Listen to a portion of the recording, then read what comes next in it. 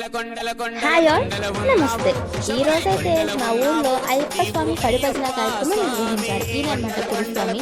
And మా ఊర్లో చాలా పడి భజనలే నిర్వహించారు, కానీ ఇంత ఘనంగా అయితే ఏ పడి భజన కార్యక్రమం నిర్వహించలేదు. చాలా గ్రాండ్గా అయితే ఈ పడి భజన చేశారు. అండ్ వీళ్ళు ఇక్కడ ఎందుకు ఉంటున్నారు అంటే, వచ్చే భవానీలకి కాళ్ళకి పసుపు కుంకుమలు రాసి ఆహ్వానించడానికి, అండ్ మిగతా స్వామిని కూడా ఆహ్వానిస్తారు. అండ్ చూడండి ఎంతమంది భక్తులు వచ్చారో. వీళ్ళు వచ్చేసి అయ్యప్ప స్వామి పాటలు పాడడానికి వచ్చిన స్వాములు అండ్ నానయ్యప్పలు కూడా చాలా మంది వచ్చేసారు.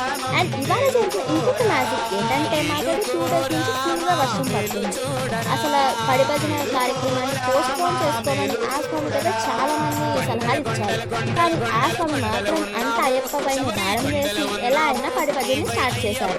ఇంకా పడి భజన స్టార్ట్ అయినప్పటి నుంచి చిన్నకి వర్షం కూడా పడకుండా మొత్తం పడి భజన అంతా చాలా నిర్విఘ్నంగా జరిగింది. ఎంతైనా వినాయకుడు తన సోదరుడైన అయ్యప్ప స్వామి పడి భజనను విఘ్నాలు లేకుండా విఘ్నేశ్వరుడు అయితే పడి భజన మొత్తం కొనసాగించారు.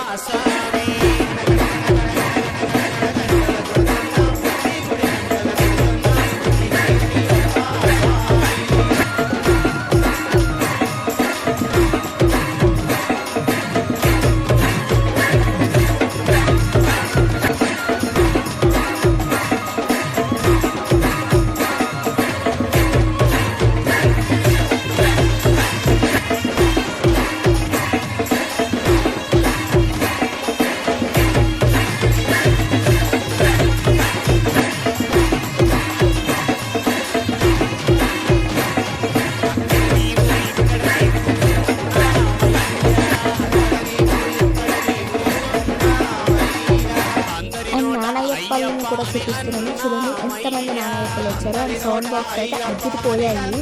అండ్ ఈ పడి భజన కార్యక్రమానికి అయితే చూడండి ఎంతమంది స్వాములు వచ్చారో. అయ్యప్ప స్వామి, భగవానులు, సుబ్రహ్మణ్య స్వామి, శివస్వాములు, ఆంజనేయ స్వాములు, చాలా మంది స్వాములు అయితే హాజరయ్యారు ఈ పడి భజన కార్యక్రమానికి. అండ్ అక్కడ మీరు చూసినట్లయితే గణపతి, అయ్యప్ప స్వామి, కుమారస్వామి ఉన్నారు. వాళ్ళని కూడా దర్శనం చేసుకోండి. అండ్ ఈ స్వామి ఎవరంటే పరిమర్పించే అయ్యప్ప స్వామి వాళ్ళ కుమారుడు. ఈ స్వామి వచ్చేసి కన్యాస్వామి. అందుకని ఈ కన్యాస్వామిచే మణికంఠుల్ని ఆ ప్రాంగణం మొత్తం ఊరేగింపుగా ఊరేగించారు.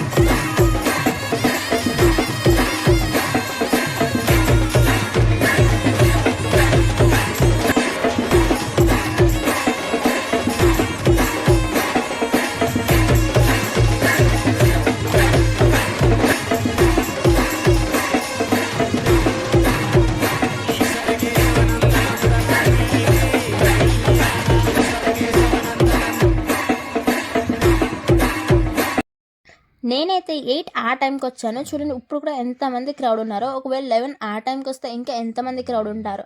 అండ్ మీరు కూడా అయ్యప్ప స్వామి పడి భజన కార్యక్రమాన్ని దర్శనం చేసేసుకోండి. And subscribe for the most interesting videos. Bye guys.